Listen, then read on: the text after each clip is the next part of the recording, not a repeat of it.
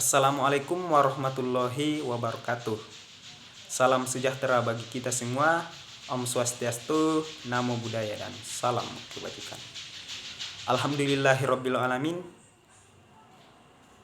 Dan salam dan sholawat akan tetap tercurahkan kepada junjungan Nabi besar kita, Baginda Nabi Muhammad Sallallahu Alaihi Wasallam. Perkenalkan, nama saya Andre Zayusri, kelas B, Prodi Ilmu Administrasi Negara, Angkatan 2022, Fakultas Ilmu Sosial dan Hukum. Di sini saya akan memaparkan atau membahas tugas sosiologi dan antropologi yang saya ambil bertemakan kelompok sosial dan interaksi sosial. Jadi di sini saya akan membahas tentang judul materi yang saya pahami, seperti itu. Nah, yang pertama yang akan kita bahas itu adalah kelompok sosial. Jadi sebelumnya kita harus mengetahui apa itu kelompok sosial. Menurut Robert Camerton, kelompok sosial adalah sekelompok orang yang berinteraksi sesuai dengan pola-pola yang mapan yang ditandai dengan sering terjadi interaksi. Orang yang berinteraksi mendefinisikan dirinya sebagai anggota kelompok, dan orang yang berinteraksi didefinisikan dirinya oleh orang lain sebagai anggota kelompok, seperti itu. Artinya di sini di dalam kelompok sosial tersebut orang-orang harus aktif dalam berinteraksi supaya sering terjadi interaksi seperti itu. Kemudian orang-orang yang berkecimpung di dalam kelompok sosial tersebut mengakui dirinya bahwa mereka termasuk di dalam kelompok sosial tersebut. Dan orang-orang yang ada di dalam kelompok sosial tersebut diakui oleh orang lain bahwa mereka termasuk di dalam kelompok sosial yang dimaksud. Selanjutnya, Robert Bernstein dengan menggunakan 3 kriteria yang mencakup ada tidaknya organisasi, ada hubungan sosial antar anggota, dan ada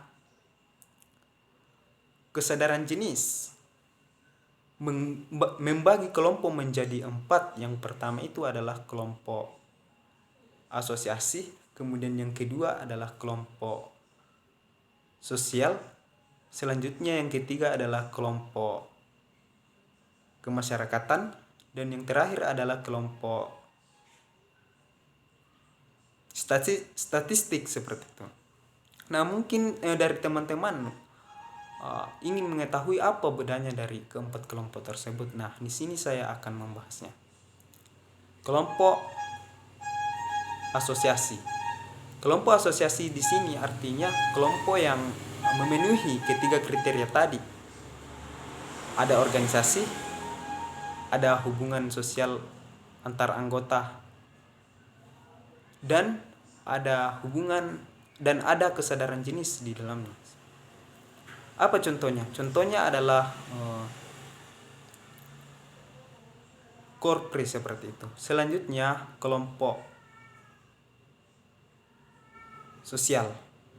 Nah, kelompok sosial di sini adalah kelompok yang anggotanya memiliki kesadaran jenis, ada hubungan sosial antar anggota, akan tetapi tidak ada organisasi. Contohnya adalah kelompok pertemanan atau hubungan kekerabatan, seperti itu. Selanjutnya yang ketiga adalah kelompok kemasyarakatan. Kelompok kemasyarakatan di sini adalah kelompok yang hanya terdiri dari atau hanya memiliki kesadaran jenis, tidak ada organisasi dan tidak ada hubungan sosial antar anggota. Contohnya di sini adalah laki-laki dan perempuan, seperti itu. Dan yang terakhir adalah kelompok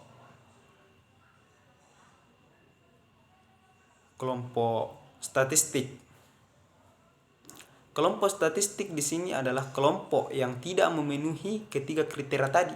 Jadi tidak ada organisasi, tidak ada hubungan sosial antar anggota, dan tidak ada kesadaran jenis. Apa contohnya? Contohnya di sini adalah balita atau bayi di bawah 5 tahun dan bulan seperti itu. Selanjutnya, Kinloch mengklasifikasi kelompok berdasarkan yang pertama ciri fisik, kemudian yang kedua kebudayaan, kemudian yang ketiga kriteria ekonomi, dan yang keempat adalah perilaku. Nah, kita berikan contoh satu persatu supaya kita semua memahaminya.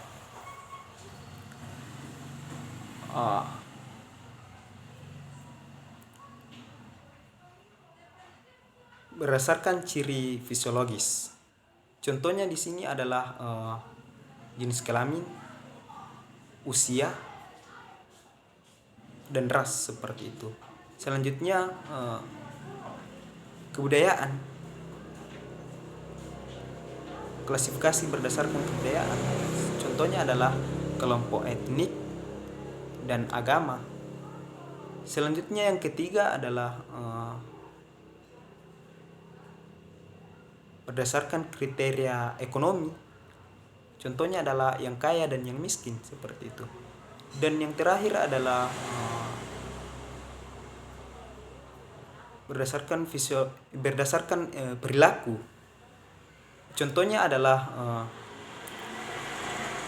mental, cacat fisik, dan cacat sosial seperti itu. Bogardus menemukan konsep jarak sosial atau istilah lainnya social distance untuk mengukur kadar kedekatan atau penerimaan yang kita rasakan atau penerimaan yang kita rasa terhadap orang lain seperti itu. Jadi saya berikan kesimpulan bahwa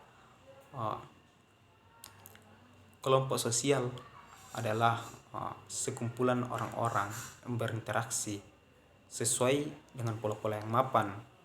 Pola-pola yang mapan bagaimana pola-pola yang mapan tersebut? Nah, pola-pola yang mapan itu dapat kita tandai ketika sering terjadi interaksi. Orang yang berinteraksi di dalam organisasi tersebut mengakui dirinya bahwa dia benar-benar di dalam organisasi tersebut, dan ketiga, orang yang berinteraksi tersebut diakui oleh orang lain bahwa dia benar-benar berada di dalam kelompok sosial tersebut seperti itu. Nah, adapun kriteria yang tadi yang dibahas oleh Robert Bernstein untuk pembagian kelompok. Yang pertama itu ada organisasi, ada tidaknya organisasi, kemudian ada hubungan sosial antar anggota, dan ada kesadaran jenis seperti itu. Selanjutnya pembagian atau klasifikasi kelompok menurut Kinloch. Yang pertama itu berdasarkan ciri fisiologis, kemudian yang kedua berdasarkan ciri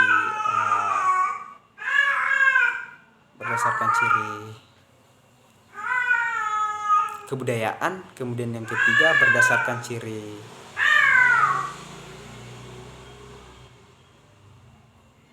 ciri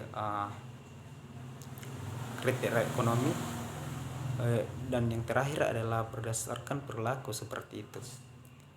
Adapun social distance yaitu untuk mengukur kadar kedekatan atau penerimaan yang kita rasakan terhadap orang lain seperti itu. Selanjutnya kita melangkah ke tema yang kedua yang berjudul interaksi sosial. Perlu juga kita ketahui apa itu interaksi sosial. Jadi ini menurut saya interaksi sosial adalah hubungan timbal balik antara dua atau lebih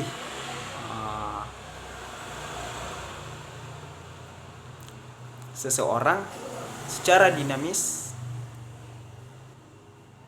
yang mencakup individu dan individu, kelompok dan kelompok, dan individu dengan kelompok. Jadi itu yang masih saya ingat ketika saya masih menduduki bangku SMA seperti itu. Nah, mungkin ada dari teman-teman juga yang bertanya bagaimana interaksi antara individu dan individu, kelompok dan kelompok, dan individu dengan kelompok.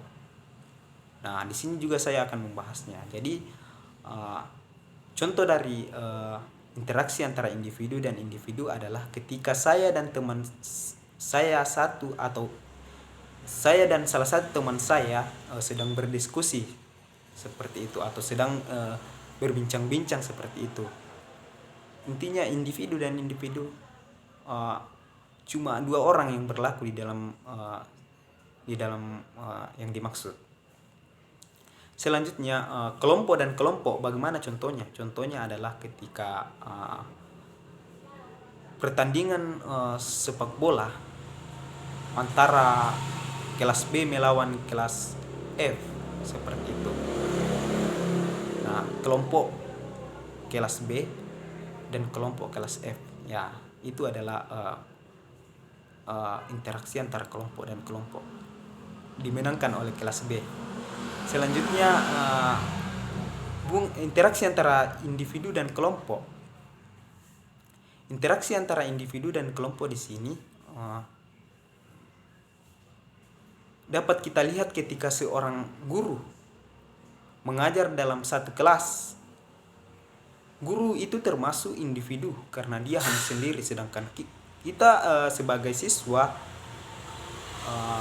atau sebagai siswa, mereka itu dikatakan kelompok karena mereka itu melebihi dari dua orang seperti itu. Nah, selanjutnya adapun yang mendasari interaksi sosial. Yang pertama itu adalah imitasi. Kemudian yang kedua adalah sugesti, kemudian yang ketiga adalah identifikasi, dan yang keempat adalah simpati.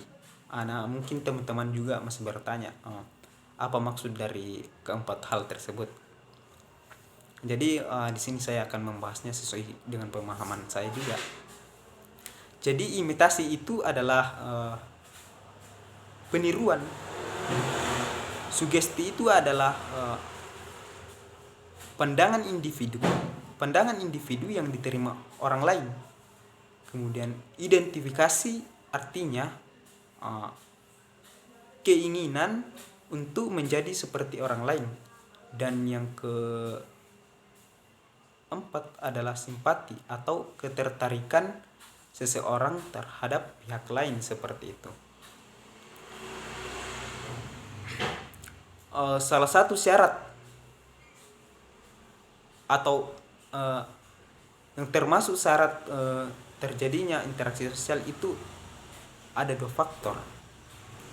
Tanpa dua faktor tersebut maka tidak akan terjadi interaksi sosial. Nah, apa saja kedua faktor tersebut?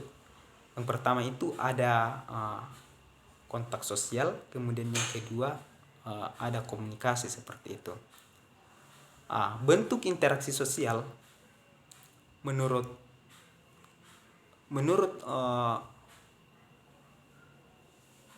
Gilin dan Gilin, atau pembagian bentuk sosial menurut Gilin dan Gilin ada dua. Yang pertama itu adalah proses asosiatif. Artinya di sini adalah mencakup akomodasi, asimilasi, dan akulturasi. Selanjutnya yang kedua adalah proses disosiatif. Proses disosiatif di sini mencakup pertikaian dan perselisihan atau konflik seperti itu. Nah, Kimball Young juga membedakan dua bentuk interaksi. Kimball Young membedakan 3 bentuk interaksi. Jadi tadi Gilin dan Gilin hanya dua, yaitu proses asosiatif dan proses disosiatif. Tapi di sini Kimbaliong ada tiga. Yang pertama itu adalah oposisi. Oposisi di sini artinya juga pertikaian, perselisihan atau konflik. Kemudian yang kedua adalah kerjasama. Kerjasama di sini melahirkan akomodasi, dan yang terakhir adalah diferensiasi. Jadi diferensiasi di sini menghasilkan pelapisan sosial seperti itu. Nah, itulah materi yang saya paparkan. Apabila ada kesalahan di dalamnya mohon dimaafkan. Saya juga masih dalam proses belajar. Dan apabila ada betulnya maka itu datangnya dari Allah Subhanahu wa taala. Nah, di sini saya meminta maaf jika ada kekeliruan atau kesalahan di dalam cara saya memaparkan, dan mudah-mudahan hal yang saya paparkan ini dapat dipahami atau menjadi pembelajaran yang cepat masuk ke dalam pikiran teman-teman. Mudah-mudahan kedepannya kita sama-sama menjadi mahasiswa yang aktif atau mahasiswa yang pintar, cerdas, dan sukses seperti itu. Nah, demikianlah dari saya. Kurang lebihnya mohon dimaafkan. Wabillahi taufik wa hidayah. Wassalamualaikum warahmatullahi wabarakatuh.